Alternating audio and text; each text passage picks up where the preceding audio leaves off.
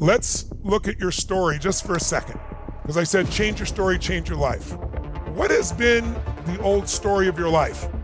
If there's been a limiting story at all, especially, I'm sure your life is great in so many ways, but the areas that are not going well, what's been the story that you've had? Like, my story has been, I've gone through so much challenge, life has hit me so hard, and I'm doing okay, but I'm not doing great. Maybe that was your old story. What was your old story? How would you describe it? Close your eyes, stay standing. With your eyes closed, just think, my old story was what? It was a story, was it a romance? Was it a drama? Was it a comedy? Was it an epic? Was it pain? Was it a story about challenge or failure or limitation or opportunity? What were the feelings that were predominantly in the old story of your life? Your new story is going to be, life's going to be about what for you going forward? If you get to write, direct, and produce your story, which you do, what's the story going to be about? And what are going to be the primary emotions? Is it gratitude? Is it passion? Is it hunger? Is it drive? Is it persistence? Is it determination? Is it faith? Is it courage? What are 2 or 3 emotions that if you made them dominant in your life every day, they would change the story of your life? If you woke up every day and you did something bold, something difficult, you were courageous, or you were playful, or you were more grateful every single day, or more loving, or even more caring. What emotions will be in your new story that'll drive it? And what role will you play? Instead of the pawn, what will you be? Martin Luther King did not know how to change America, but he knew what needed to be done and why. And when he gave his speech, I Have a Dream, he didn't know how to make it happen. But he was able to inspire people and put them in a different state, and our country changed. Our country still needs to keep changing. But a couple decades later, an African-American, President Obama, became president for 8 straight years, voted by mostly white people. There's more white people there than there was anybody else in the culture at that time. So think about it, the world can change.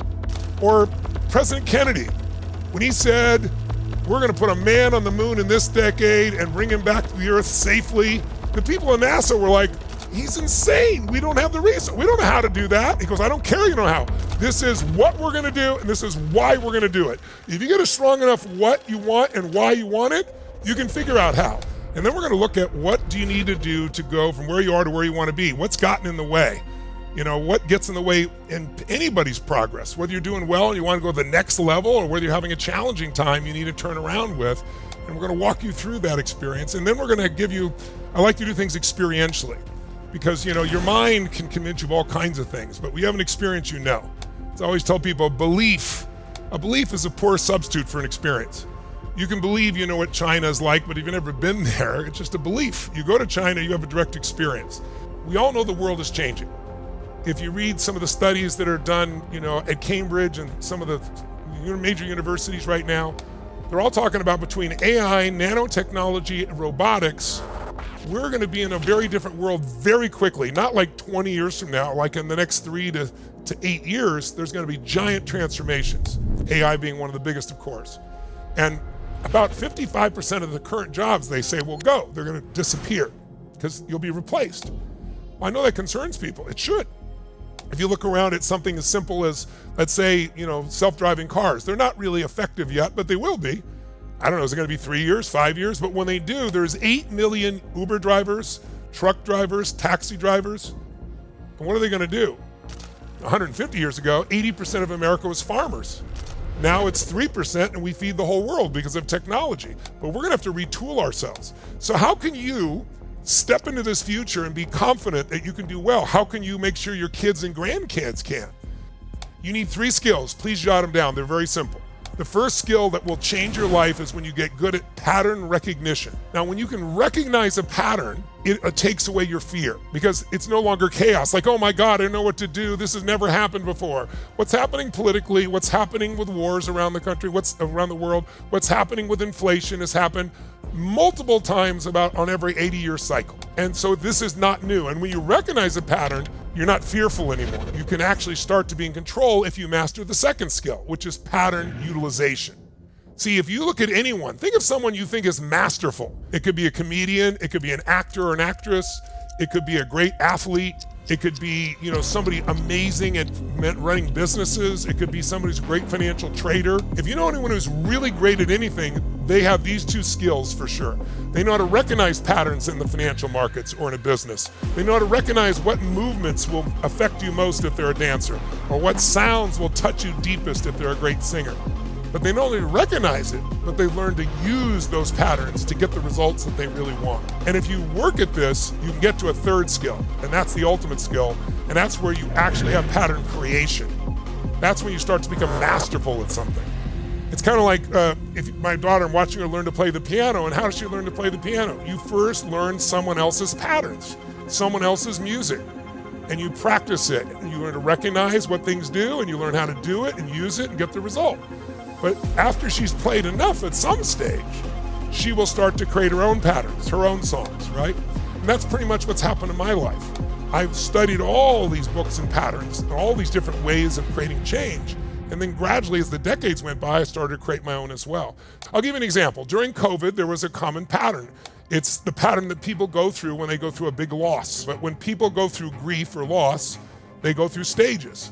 The first thing that happens when you have that major loss, you go through shock, right? It's like, it can't be, shock and denial. It's like, I'm confused. I mean, it couldn't be. They're not dead. This couldn't have happened.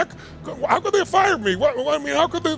And that is, after the denial shows up, then people tend to get angry, or at least frustrated or irritated or maybe anxious. But I can't believe this is not right. This shouldn't have happened, right? But if you keep growing, you go to the third stage. This is just another example of a pattern. Okay, out of the anger, go to the third stage and you start to find, okay, now people get sad. They're tired of being angry. So they go through sadness, they go through loss. Some people go into depression.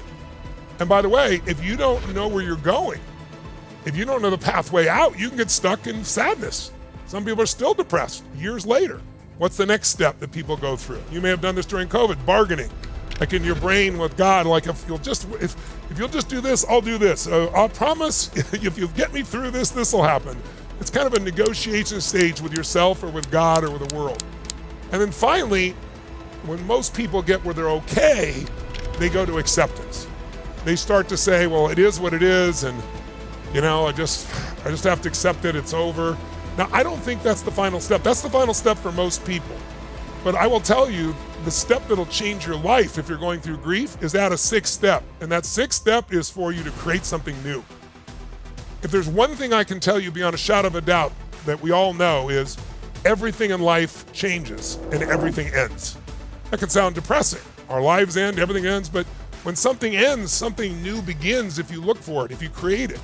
So what we want to do here is see if we can't retool ourselves for this environment. When I say retool ourselves, what I really mean by that is, if you've ever seen a race like the Le Mans race, a 24-hour race, or they have some desert races in the Sahara Desert, if you have the greatest car in the world, the best car, Mercedes, whatever it is, and you try to do the 24-hour Le Mans or the Baja 1000 or the Dakar 9,300 miles, it's 12 days in the Sahara Desert, 75 people have died.